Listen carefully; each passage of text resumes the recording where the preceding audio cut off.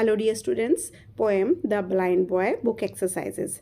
Tick the correct option. The boy wants to know how the options are shines brightly, how the sun shines brightly, makes day or night, makes him feel warm, looks and feels. The correct option is the B part. The boy makes his own day or night by. The correct option is the C part, sleeping and playing. अपने आप ही दिन और रात बनाता था. Third है if the boy wants what he can not have it will. The correct option is D part, make him less cheerful. ठीक है, आंसर दीज क्वेश्चंस मैं बाद में अपलोड करूंगी. ठीक है, उसके बाद चलते हैं वर्ड स्टडी पे. होमोफोन्स आर द वर्ड्स जिनकी साउंड तो सेम होती है लेकिन स्पेलिंग अलग होती है और मीनिंग भी अलग होते हैं. ठीक है, चलिए. The tree was dash in winter. Bare, BARE. I don't know whether I will reach on time. WHETHER, whether. The eldest daughter of the king was his. Heir, HEIR, heir में उत्तराधिकारी. Fourth, the farmer planned to grow maize in his field. Maize, Makkah. MAIZE, maize. Nikki made an omelette with egg yolks. YOLKS.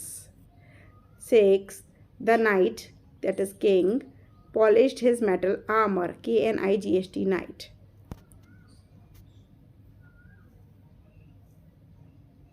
अब इसमें बताया एक बहुत important चीज़, personification. किसी को भी ह्यूमन क्वालिटीज़ देना. ठीक है, किसी एनिमल को, किसी को भी एक ह्यूमन क्वालिटीज़ देना कहलाता है पर्सोनिफिकेशन और ज़्यादातर पोएम्स में यूज़ होता है. ठीक है, read this sentences and tick the ones that use personification. अब आप देखिए पर्सोनिफिकेशन किस तरह यूज़ हुआ. The sun smiled on us. Smile कौन करते हैं? ह्यूमन. सन स्माइल नहीं करता है लेकिन सन को ह्यूमन क्वालिटी मिली है तो ये पर्सोनिफिकेशन का एग्जाम्पल है. ठीक है, उसके बाद चलते हैं दूसरे पर. The light danced on the surface of the water. Light dance human quality है और लाइट को मिली है तो यहाँ भी पर्सोनिफिकेशन हो रहा है. The rain is beautiful sight to watch. इसमें कोई पर्सोनिफिकेशन नहीं है. फिर फोर्थ पे चलते हैं. The wind is whispering out. Whispering होता है किसी के कान में फुसफुसाना और विंड कभी फुसफुसाती नहीं है, ये एक ह्यूमन क्वालिटी है तो yes it is showing personification. Fifth है the birds are chirping loudly. Birds chirp करती हैं, ये बात सही है, इसमें कोई भी पर्सोनिफिकेशन नहीं है. The storm crept up on us without any warning. Craft is a human quality. Yes, it is showing personification.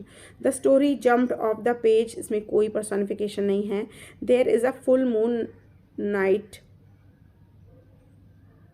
नहीं, इसमें सेवेंथ में है jumped is a human quality.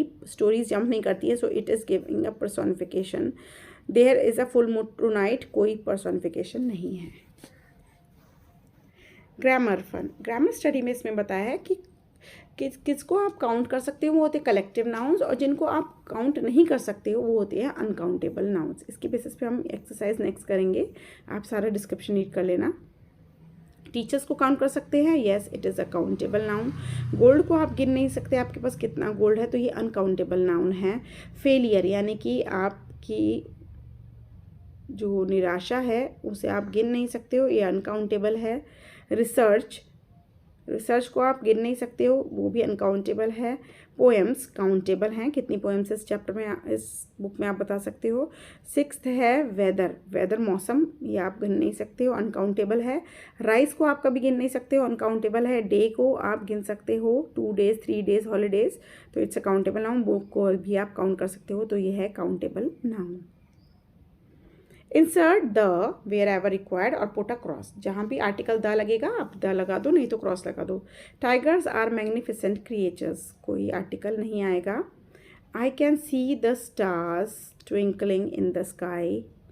Third, in India forest are home to foxes and wolves, कोई article नहीं आएगा. Fourth पे चलते हैं. The noise of thunder was deafening, कोई आर्टिकल नहीं आएगा. 5th, please tell her the complete story. Next है the history of the evolution of human beings is fascinating. आगे चलते हैं, complete the crossword. Dash of juice, ये cross वाले हैं, तो चलिए मैं फिल करती जाती हूँ, आप फिल करिए। रुको, इसको थोड़ा और ऊपर करना पड़ेगा। Let's begin. The glass of juice, GLASS glass. A dash,